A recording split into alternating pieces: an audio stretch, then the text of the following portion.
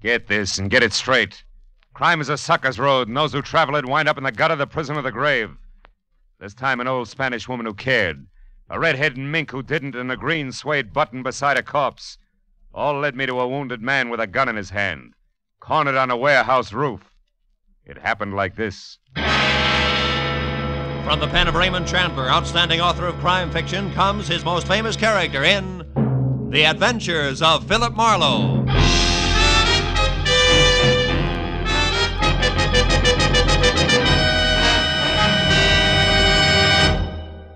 Now, with Gerlad Mohr, starred as Philip Marlowe, we bring you tonight's transcribed story, The Man on the Roof.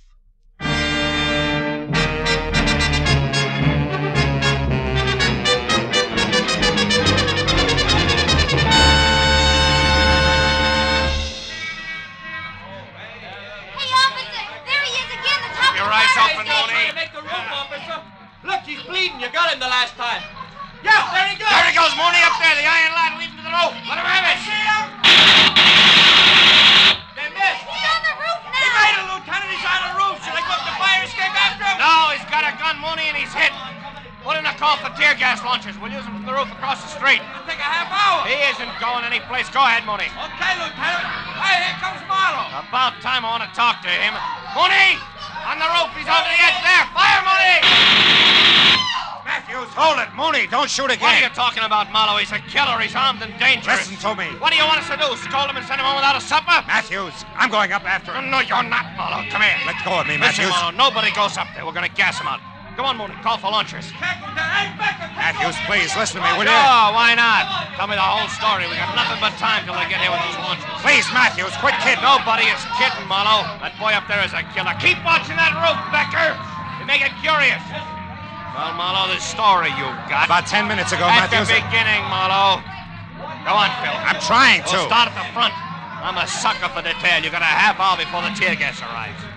Okay, Matthews, I'll start at the front and skip nothing. Right. I'll start where it started 4 hours ago at 5 o'clock this evening, some 15 miles from here on the outskirts of a little town of San Fernando.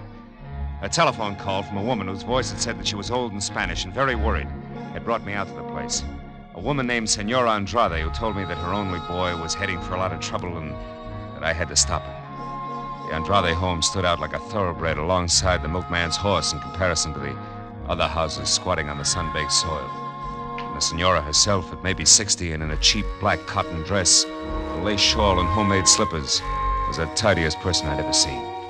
When she bowed from the waist in graceful greeting, I saw a single small ivory comb was the only thing holding a mass of long gray hair in one neat bundle. Senor Marlowe, you will excuse me if I do not extend you the hospitality of my house, but Pedro, Pete, he likes to be named, is already gone. There is no wasting time. Of course. Pete, your son, Senora, huh? Si. And a good boy, Senor Marlowe. Here is a photograph of him. It is taken only a week ago on his 25th birthday. Really? He was so proud of that green jacket I made for him. It was suede and flashing, he said. Flashing like something the rich Mr. Alex Brucho would wear. He has it on every day since then, even today. Alex Brucho, who's that, Mrs. Andrade? The senor who owns the warehouse for furs in Los Angeles. Oh? Number 12, Commercial Street. It's where my Pete worked until 2 days ago, when the trouble started. Well, what happened, Senora? It was during his lunchtime. He was eating from a meal I made for him like he always does and talking to a stranger, how you say, senor, a man with no job all the time. A bum, a hobo, a loafer? Loafer, see. He was just telling me how he was telling him to find the railroad yards. That, senor, is where the trouble began. Oh, please, Senor Marlowe, you will have a chair there. Oh, yes, thanks. Now, tell me, Senora, this trouble. Surely giving instructions to a loafer, as you say, didn't start it. Oh, but it did. After the lunch hour, the foreman, Senor Connor, questioned Pedro about this loafer. And when my boy said that the man was only asking for the railroad yards, this Senor Connor said he was a liar, that Pedro was giving out information about the shipments of furs, that he was fired, discharged. Just like that? See, senor, after 2 years of good, hard work. You see, Senor Marlowe, Pedro tells me that Senor Alex Brucho has been having his shipments of furs stolen on the road. Hijacked? Hijacked. And it is this reason why Pedro is fired. You want me to prove to Mr. Alex Brucha that Pete had nothing to do with this hijacking, huh? Get his job back, is that it? No, senor. It is too late. Why too late? Pedro already went down there this morning to do that. Oh. He went and told Senor Connor, the foreman, that he had nothing to do with the hijack. And more. He told him, Senor Marlowe, that he was fired because of Helen Castile. Who's that? The pretty girl who for a short time now works in Senor Brucha's office. Oh. Well, then I don't understand, Senora. This Helen Castile and my boy are falling in love. But Senor Brucha also likes this girl. Oh. What happened when Pete told this to Mr. Brucha? He never did. Before he even got to speak to Senor Brucha, that devil man, Senor Connor, and some other men beat him. Cut his face, blood on his arms, his clothing torn. He came home just before I called to you. Almost dead, Senor. Oh, I'm sorry. Well, how about now? Now, Senor Marlowe, Pedro has gone back. Revenge in his heart. That is why you must stop him.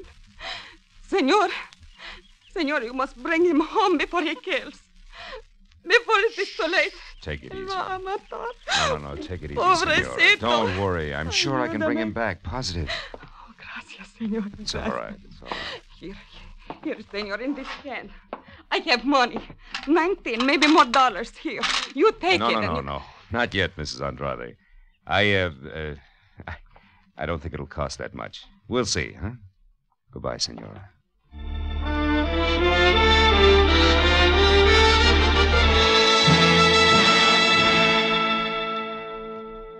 It was an hour's drive to the Brucha Fug Company warehouse on Commercial Street in downtown L.A. When I started up a long cement ramp that led to a glass cage in a far corner of the warehouse marked office. It was just about the end of a working day. And when I was next to the door, let it enter, a bell someplace said that the end had arrived. Okay, man, knock off. You could tell the way everyone's spirits went up. Everyone except the girl inside, half leaning on a file cabinet. I figured she was Helen Castile until I got closer.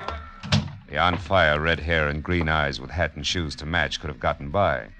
But the coat she wore was mink. So was the attitude. That would never take shorthand for $40 a week. Things just couldn't get that tough. Hello. You look like you lost something. Oh, is Helen still here, Helen Castile? Gone to powder her nose. May be back before she leaves for the day, may not. I don't know. Oh. You a friend of hers? No, Pete Andrade's. Never heard of him. Got a light? Oh. Please. Sure. Now, tell me, Miss... Haynes, Corey Haynes. You? Marlowe, Philip Marlowe. Miss Haynes, is Alex Brucha around? Home packing is going out of town. He does every other week. Important business? No, I just wanted to chat with him a while. Oh, Connor, is Alex's car gassed and ready for me? Yeah, it's ready. It's ready, Miss Haynes. Here are the keys. Thank you. And, Connor, please, stop wishing I were dead, will you? I can feel it, and it gives me the creeps. Oh, I'm so sorry, Miss Haynes, but, well, maybe we won't be seeing so much of one another so soon. If you mean Helen Castile, Connor, she's a great secretary, period. Yeah, sure. Now you, Mr. Marlowe. Mr. Marlowe. I'm a friend of Pete Andrade's. You just said enough, mister. Almost too much. Oh, wait a minute, Connor. What for? A lot of hot air? Listen, Marlowe, we've been running into all kinds of trouble around here. Hijacking, short shipments, misdirected cargoes, it works. So? So it all adds up to somebody on the inside helping somebody on the outside, and that ain't good. Now take my advice, brother. Get your long nose out of this place and keep it out if you don't want it bent. It's the phone, Connor. If you lift it up, it'll stop that noise. Very funny. Hello. Oh, hello, Mr. Brucha. Yeah. Yeah, okay, I got it. Charming fella, isn't he? You'll be down here in a couple hours and I'm to wait. Check. Check, Mr. Brucha. Goodbye. His master's voice. Very funny again. You'd better let me have the keys back, Miss Haynes. The boss isn't going out of town after all. He'll probably want his car. And I'll probably give it to him myself after I've run a few errands I have in mind. Goodbye, Mr. Marlowe. I hope we meet again in more pleasant surroundings. You two go to rival schools, Connor? Get out of here, Marlowe. Get out before you get the same treatment your friend Pete Andrade got. Oh, you've got to be kidding. You wouldn't do that to me, Connor. I'm not in love with Helen Castile. That goes for you, too, in spades.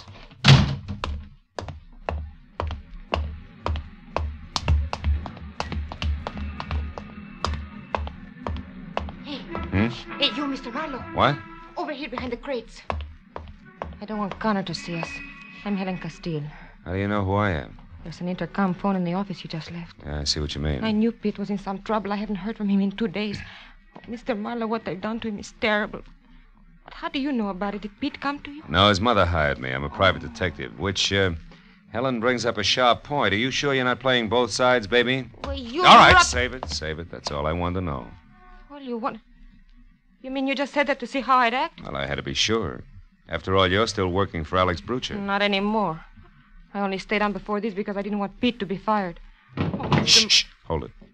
I think we've got company. It could be rats. There's some around. Yeah, with and without brass knucks. Now, listen, honey, for everybody's good, I don't want Pete mixing with Alex Brucher. Now, before you get out of here, tell me fast, where does the boss live? 41 West Adams Boulevard. 41 West. Okay, now go. I'll cover you till you clear the place. Go on. All right, my car's across the street. If you need any help later, Mr. Get Marlowe... going. That rat may have friends. Okay. Goodbye, Mr. Marlowe.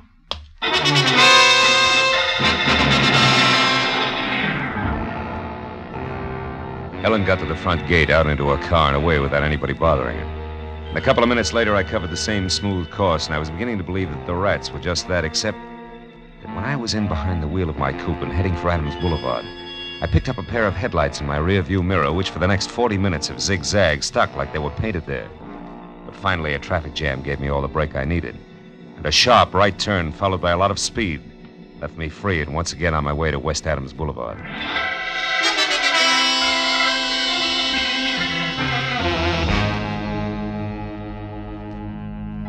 The place was turn-of-the-century stone-block mansion, but the rest of the neighborhood had gone slumming a long time ago. I was about to try the knocker when I noticed a thin slice of pale light that said the front door wasn't closed all the way. I started in, edging toward the sick light that came from a single lamp in what used to be called the library. And then suddenly I saw him. A man in a smoking jacket, lavishly monogrammed A.B., his face beaten raw, his clothing almost shredded, blood clotted thick on the back of his head. He was dead in the corner of the room. Next to the body was a heavy marble lamp base, also bloody. Inches from that, I found something that might as well have been Pete Andrade's calling card. A button made of green suede I had in my pocket just before the company spoke up. Don't go for your gun, Marlowe. That'll leave us even. So the kid finally made it, huh? Maybe. Maybe I did it, Connor. Nuts, you just came in, I know. I was waiting outside. And the jerk I had on your trail lost you. I figured I'd better leave the office, but quick. I figured right. But tell me, Marlowe, just so I score 100%. What's your angle? The Andrade kid's mother. I'm a private detective who was working for her. She was afraid of this. Oh, no. Stop. The sentiment's killing I me. wish something would. Well, let's call the police. Not so fast. What do you mean? I've already got the rest of my figuring done. About now, the kid should be at his girlfriend Helen's flat. I know where it is, and that's where I'm going. You see, Marlowe, I want to be a hero. I want to bring the kid in. Understand? Oh, sure. Real easy. You want to bring him in dead. That way nobody even mentions the beating you gave him on Brucher's orders. Because he wouldn't stay away from Helen. That way you're clean. Exactly. Clean as a whistle. Except for you and your big mouth. Now stand still, Peeper. I want to whisper something in your ear.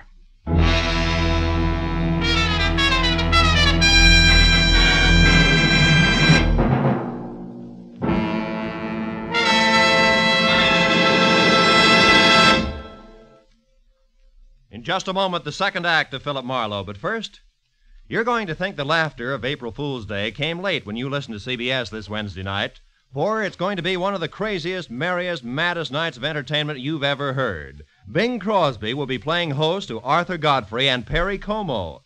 And even though lots of singing is promised from all three, who knows what's going to happen when the gags start flying? Groucho Marx and Burns and Allan will also be on hand with their famous fun shows this Wednesday. These great stars will be here on most of these same CBS stations. Burns and Allan, Groucho Marx, and Arthur Godfrey and Perry Como as Bing Crosby's guests. Now, with our star, Gerlad Mohr, we return to the second act of Philip Marlowe and tonight's story, The Man on the Roof.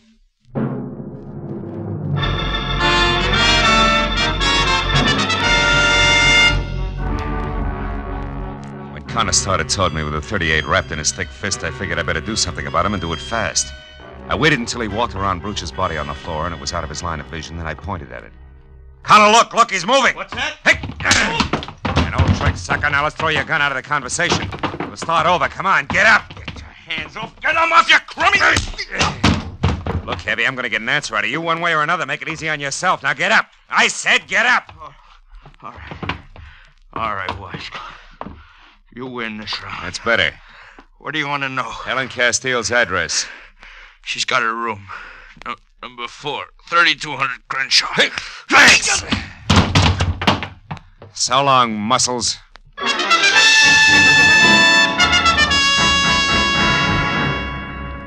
I knew there wasn't much more I could do for a desperate hothead named Pete Andrade. He'd already done too much for himself in the wrong direction. I drove down Adams until I'd cooled off enough to call the police. And I stopped at a phone booth and gave Homicide a fast rundown on Alex Brooch's murder. But I hung up before they could ask me Senora Andrade's address in San Fernando or Helen Castile's place on Crenshaw. Because there were 2 women I wanted to talk to alone before the police moved in. After that, I drove out to Crenshaw and found the number 3200. Room 4 was at the far end of a half-lit hall. And there were voices inside. One was Helen's. The other was Pete Andrade. I reached for my gun. I went out of my head, Helen. I must have hit him 9 or 10 times, hard. What are we going to do? I don't know. I've got to think. It's a little late for thinking, Pete. Who are you? He's a private detective. Yeah, I'm working for your mother. I was, up until I left Brooch's place. He's dead, Pete. Oh, Pete. Oh, no. I didn't mean to kill him. But I'm not sorry. I want you to come along with me, Pete. Quietly. Turn yourself in. No! Hey, Pete! Helen, get away from me. Stop it. Oh, you little... He's gone! Got it. Don't move, Marlowe. Don't move or I'll shoot. You crazy fools. I knew you wouldn't shoot me, Marlowe. Next time you'll be surprised. There won't be a next time. We're going to get away. It's our only chance now. You haven't got a chance if you run. You'll be dogged every minute of your short lives. You'll wind up full of bullets in the dark. You'll be running down a blind alley, and it starts right there with that door. Don't be suckers. Shut up. We're going to try it, Marlowe. And we'll make it. We've got to have money, Pete. Yeah, and I know where to get it, too. Broocher always kept plenty of petty cash in the office at the warehouse. I'll take that. What about the watchman, Pete? Are you going to keep on killing? Pete, listen. You can get in quietly with Broocher's keys. Corey Haynes has them. The office keys are in the same ring as the car keys. She always borrows them when she uses his car, and she's got it tonight. Then I'll get them from her. Where does she live? Out on Orange Drive. 210, I think. Will you listen to me a minute? You're heading for the original dead end, both of you. Why don't you give yourselves a break? Now, what do you call a break, Marlowe? Pete rotting in some prison until we're both too old to care? I'd rather have the bullets. Let's get him out of here. That closet'll do. Go on, Marlowe, inside. Move! Sure. What are you waiting for? Go on, close it. I know what you tried to do for my mother, Marlowe, and for Helen and me. I'm sorry it couldn't work out. Thanks anyway. Nuts. I'm leaving, Helen. I'm ready. You're not coming. You're staying here. What? Marlowe was right. This is a blind alley, a dead end, and I won't take you into No, it. Pete, I'm going with you. No, you're not. Stay back. I mean it. Please. Stay back, I said. Pete. Helen, unlock this door. We still may be able to stop him. I'm playing this my way now, Marlowe. You can stay where you are. Helen, don't you understand? I'm on your love side. him. I'm going with him whether he wants me or not. So long, Marlowe. Happy landings, baby.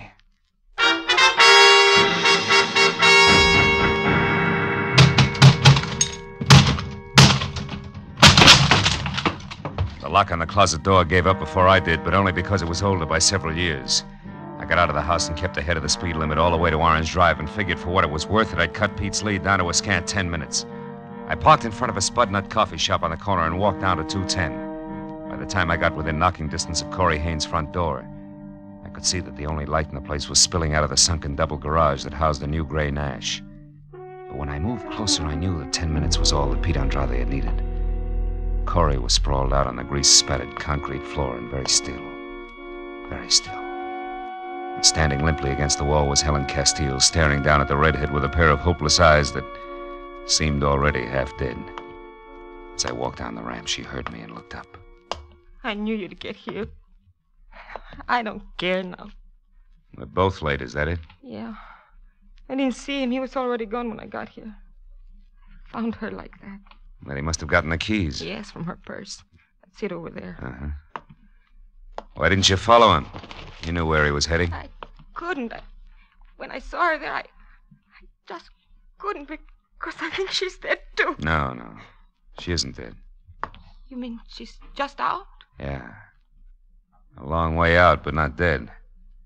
From the looks of things, she must have put up quite a scrap. Maybe she... Wait a minute. What? There's something screwy here. Oh, Miss Corey! Miss Corey, what's happened? Who are you? Miss Corey's maid. What's happened to her? She's unconscious. Oh, this is terrible. She knew there was going to be trouble. I swear she didn't. Miss Corey, honey, speak. How do you know that? Because she was worried. She told me 4 or 5 times she was going to stay in all evening, like she was expecting somebody. Sure. It figures all the way.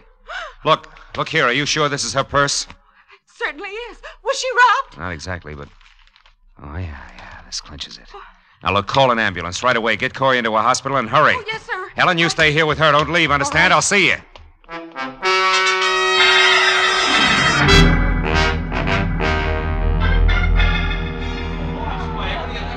And that's it, Matthews. That's why I broke a few speed laws getting from Corey's garage down here to the warehouse. Because I had to find Pete and tell him before it was too late. I'm still not sure you made it, Marlowe. Look, this was dropped near Bruce's body. I just saw the mate to it in Corey Haynes' garage. Look, that's not conclusive. No, but Phil. these are. The papers I pulled out of her purse. Take a look at them. Go ahead. One glance will tell you where they came from and why. You get it, don't you, Lieutenant? Yeah, I get it. Certainly I get it. What a rotten setup. Well, then you gotta let me go up that fire escape and talk to him. He'll listen to me, Matthews. I know he will. I told you once before, Phil, he's been hit and he's cornered up there. It's driven him haywire. It'll probably blow the top of your head off, but... Go ahead. Go on up and try it. I'll pass the word. As I walked across the street and started up the fire escape, I knew Pete Andrade from someplace in the shadows on the roof was watching me, every inch of the way. But I climbed up to the 4th floor before I spotted him. His head inched out over the ledge. My own .38 in his hand. I went on to the 5th floor and it started up the ladder to the roof when it came. Stop there. That's close enough. It's Marlowe, Pete. I know. That's the only reason you got this far. You got lots of nerve, Marlowe. Pete! I didn't bring a gun. Because I just came to ask you a question. Nothing else. A question? Yeah. A big one. Did you use anything on Brucha except your fist, Pete? No. Why? What's the difference? Plenty. I don't think you killed Brucha. What? Is this a trick? No, look, Pete, no trick. Look at this. I found this green suede button near Brucha's body. I thought it came from your jacket, but it didn't. It was torn from a pair of green suede shoes that Corey Haynes had on tonight. Corey Haynes? I don't get you. It means, first, she's a liar. That she saw Brucha tonight. It means she got there after you did. Probably found him unconscious where you'd left him and finished the job with a heavy marble lamp base. You're crazy. This is a trick. Why would she kill him? They were going together. They had been. Until Brucha got interested in Helen. Yeah? After that, Corey was on the way out, and she knew it. She decided to get all she could out of him while she had the chance.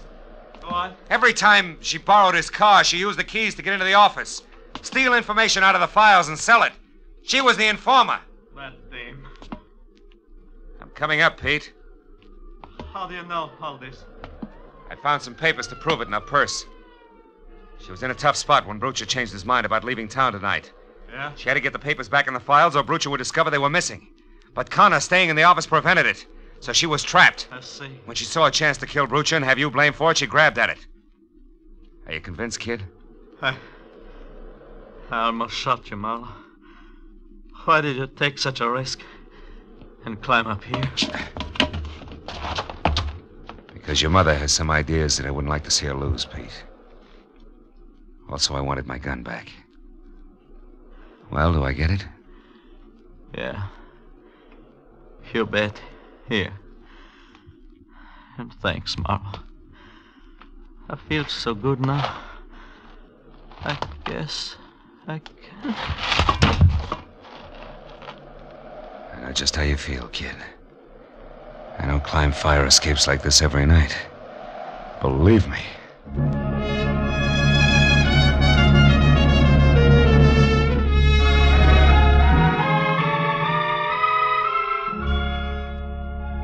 It was a long, long time before all the scattered reports were in.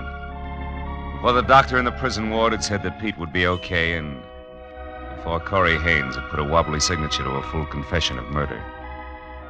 And still another hour went by as I drove out across the wide, flat valley to San Fernando, where the profile of the hills in the east had already begun to show against the gray dawn rising behind them. When I stopped in front of the little house and went up to the door, Senora Andrade was there on the porch. She'd waited all night. Her expression didn't change when I told her all that had happened. Didn't change, actually, until I was finally ready to leave. Then she put out her hand and took my arm. And the lines of worry in her face softened. Senor Marlowe, last night I had but one son. Now this morning I have two. In my heart, you will always have a home. I am grateful. Gracias. She was most welcome.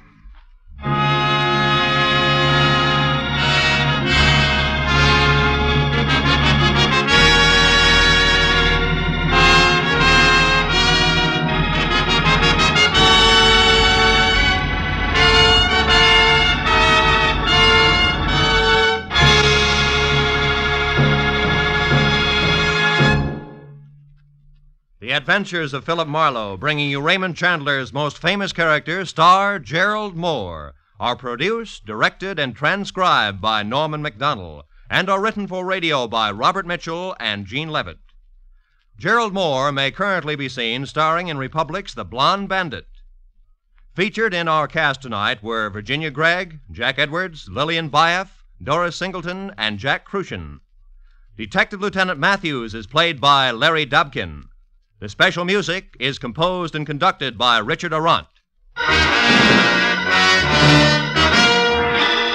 Be sure and be with us again next week when Philip Marlowe says... This time a platinum wristwatch, a body on a lonely strip of beach, and a case of heart failure in a Beverly Hills garage. All added up to blackmail, 25 years old, and a killer who would never be caught.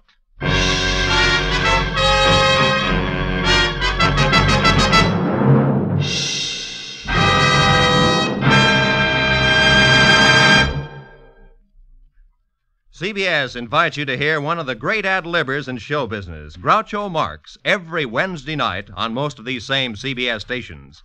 Groucho's show, You Bet Your Life, finds the master throwing quips and questions at oddly assorted pairs of contestants. And it's fast, merry, and bright. So, remember, be listening this Wednesday, won't you?